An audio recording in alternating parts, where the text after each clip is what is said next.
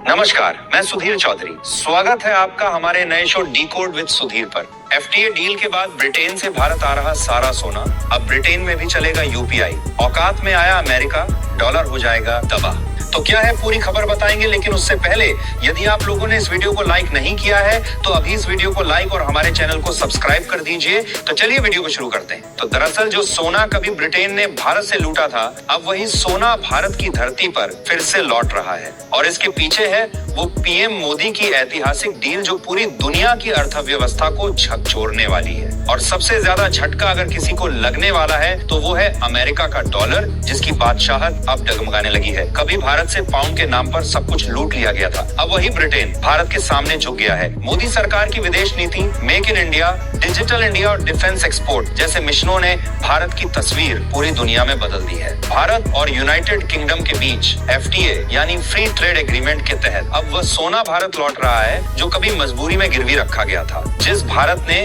1991 में आईएमएफ के दरवाजे पर जाकर अपने खजाने का सोना गिरवी रखा था, आज वही दुनिया से सोने को खरीद रहा है। अकेले इस साल भारत ने 30 टन से ज्यादा सोना खरीदा है। और अगर ये सब कुछ हो रहा है तो ये सिर्फ पीएम मोदी जी की वजह से हो रहा है। रूस से सस्ते तेल की डील हो या फ्रांस से राफेल, हर कदम पर भारत ने अपने राष्ट्रीय हित को प्राथमिकता दी है। आज यूरोप और जापान जैसे देश जहां अपने घटते रिजर्व से जूझ रहे हैं, वहीं भारत अपने खजाने में डॉलर और सोना दोनों जमा कर रहा है। अमेरिका जो कभी आर्थिक ब्लैकमेलिंग से देशों को झुका देता था, अब खुद भारत के सामने झुक जाएगा। दुनिया भर में आज सोने की मांग आसमान छू रही है। अमेरिका की ब्याज दरों की वजह से कई देशों की करेंसी कमजोर हुई है। यूरोप का यूरो लड़खड़ा रहा है। जापान की अर्थव्यवस्था मंदी से जूझ रही है। चीन जो खुद सोने का सबसे बड़ा खरीदार रहा है, अब भारत की खरीद से टेंशन में है। आज भारत के पास जो 876 टन सोना है, उसमें से 324 टन बैंक ऑफ इंग्लैंड के पास रखा था, लेकिन अब आरबीआई ने इसे भारत वापस मंगाना शुरू कर दिया है। मोदी सरकार की फाइनेंशियल पॉलिसी, डिजिटल स्ट्राइक और ग्लोबल डिप्लोमेसी ने यह तय कर दिया है कि एफटीए डील के बाद ब्रिटेन को व्यापार करना है तो भारतीय मुद्रा में करना होगा, डॉलर में नहीं।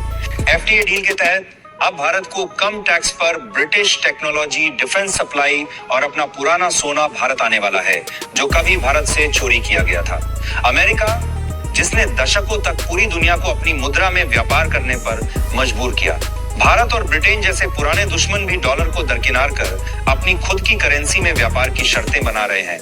एफटीए डील के बाद ये तय है कि भारत और ब्रिटेन के बीच भुगतान का बड़ा हिस्सा अब रुपए और पाउंड में होगा, यानी डॉलर को बाईपास किया जाएगा। और इस डील के बाद भारत में जो सोना वापस आएगा वो भारत की फॉरेक्स रिजर्व को और ताकतवर बना देगा। आज Bharat dollar, euro, pound, yuan और कनाडाई डॉलर तक अपने रिजर्व में जोड़ रहा है, ताकि अगर कल डॉलर फिसले तो भारत पर असर न पड़े। कभी भारत को विदेशी मुद्रा के लिए अमेरिका और यूरोप के सामने झुकना पड़ता था, लेकिन आज वही भारत दुनिया के कोने कोने में जाकर यूपीआई को स्थापित कर रहा है। अफ्रीका हो, मिडिल ईस्ट हो या मालदीव जैसे छोटे देश, भारत अब सिर्फ मदद नहीं दे रहा बल्कि अपनी आर्थिक तकनीक भी दे रहा है। मालदीव जो कभी इंडिया आउट जैसे कैंपेन चला रहा था, आज खुद भारत को बुलाकर कहता है कि हमारे देश में आपकी टेक्नोलॉजी की जरूरत है। मालदीव में पीएम मोदी जी ने यूपीआई लॉन्च किया। अब वहां के लोग भारतीय सिस्टम से पेमेंट करेंगे, भारतीय बैंकों से जुड़ेंगे, जिससे भारत की अर्थव्यवस्था मजबूत होगी। ब्रिटेन जिसने कभी भारत से सारा सोना खींच लिया था, आज उसी ब्रिटेन से भारत ने एफटीए डील अपनी शर्तों पर करवा लिया है। और जो सोना कभी भारत से लूटा गया था, वो अब आर्थिक समझौते के जरिए भारत वापस आ रहा है। वही भारत का यूपीआई अब डॉलर को चुनौती दे रहा है। यूपीआई से जब कोई पेमेंट होता है तो डॉलर की जरूरत नहीं पड़ती, यानी डॉलर की डिमांड घटती है। और जब डिमांड घटती है तो ताकत भी घटती है। यही कारण है कि ट्रंप को यूपीआई से डर लगने लगा है। अफ्रीका के छोटे छोटे देशों में भारत जाकर डिजिटल पहचान यानी आधार, डिजिलॉकर और यूपीआई जैसी सर्विसेज दे रहा है। इसके बदले में उन्हें कोई भारी भरकम कर्ज नहीं देना पड़ता, बल्कि भारत तकनीक देता है और भरोसा देता है। और इस भरोसे के बदले में वो देश अपना गोल्ड रिजर्व भारत में रख रहे हैं। भारत अब तेल, गैस, दवाइयां और हथियार डॉलर के बिना खरीदने की स्थिति में है। रिजर्व बैंक की रिपोर्ट के मुताबिक भारत के पास अब करीब 876 टन सोना है। जिसमें से एक बड़ा हिस्सा अब ब्रिटेन से भारत लाया जा रहा है। ब्रिटेन के बैंक ऑफ इंग्लैंड और बैंक ऑफ इंटरनेशनल सेटलमेंट्स जैसे संस्थानों में जो सोना रखा गया था वो अब भारत आने वाला है। भारत का विदेशी मुद्रा भंडार भी अब करीब 690 अरब डॉलर पर पहुंच गया है। आपको बता दें कि अमेरिका के पास दुनिया का सबसे ज्यादा सोना फोर्ट नॉक्स में है, लेकिन अब बैंक ऑफ इंग्लैंड पर भी सवाल उठने लगे हैं। ट्रंप की टैरिफ नीति से पहले इसे दुनिया का सबसे ज्यादा सोना फोर्ट नॉक्स में है। गोल्ड स्टोरेज के लिए सबसे सुरक्षित माना जाता था। भारत ने इंग्लैंड से करीब 100 टन सोना वापस बुलाया। रिपोर्ट के अनुसार इस हफ्ते में भारत के फॉरेक्स रिजर्व में 12.5 अरब डॉलर की रिकॉर्ड तोड़ बढ़त हुई है। अब भारत का विदेशी मुद्रा भंडार 705 अरब डॉलर के करीब पहुंच गया है। चीन, जापान और स्विट्जरलैंड के बाद भारत दुनिया का चौथा सबसे बड़ा रिजर्व रखने वाला देश बन गया है और जल्द ही स्विट्जरलैंड को भी पीछे छोड़ देगा। ब्रिटेन, फ्रांस, रूस और सऊदी अरब जैसे देश अब पीछे छूट चुके हैं। वो देश जिनका नाम सुनकर कभी भारत को छोटा समझा जाता था, आज वही देश भारत के भंडार को देखकर हैरान है।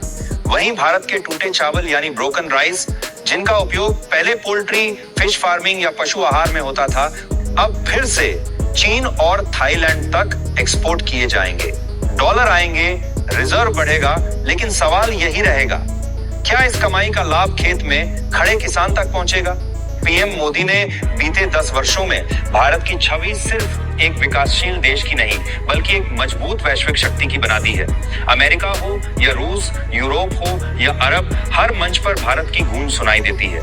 मोदी की विदेश नीति, make in India, startup India, defence export और डिजिटल इंडिया जैसी योजनाओं ने भारत को आत्मनिर्भर बनाने में बड़ी भूमिका निभाई है। मोदी सरकार ने यह दिखा दिया है कि महामारी हो, युद्ध हो, संकट हो या वैश्विक मंदी, जहां दुनिया लड़खड़ा रही थी, वहां भारत अपनी अर्थव्यवस्था को मजबूती से संभाले खड़ा रहा। आज भारत रूस से सस्ता तेल खरीदकर न केवल अपने भंडार को मजबूत कर रहा है, बल्कि जनता को महंगाई से भी राहत दे रहा है। चीन से मुकाबले के लिए भारत ने अपनी निर्माण क्षमता को बढ़ाया है। भारत अब सिर्फ खरीदता नहीं, बेचता भी है। डिफेंस सेक्टर इसका ताजा उदाहरण है। आज ब्राजील भारत से तेजस फाइटर जेट खरीदने के लिए तैयार है। वही तेजस जिस पर कभी सवाल उठते थे कि बनेगा भी या नहीं, आज वही भारत को अरबों डॉलर की डील दिला रहा है। भारत के टैंक, मिसाइलें, आर्म्ड व्हीकल्स अब उन देशों में जा रहे हैं जहां कभी भारत का नाम भी नहीं लिया जाता था। और ये कोई सस्ते खिलौने नहीं है, ये अरबों डॉलर के सौदे हैं। यही डॉलर भारत की तिजोरी में गिरते हैं और यही तिजोरी देश की आर्थिक नींव को मजबूत बनाती है। तो दोस्तों, ये रही आज की रिपोर्ट। आप इन खबरों पर और भारत की बढ़ती ताकत को लेकर क्या सोचते हैं, कमेंट करके जरूर बताइएगा और हमारे नए चैनल को सब्सक्राइब जरूर से जरूर कर लीजिएगा। धन्यवाद। मैं सुधीर चौधरी।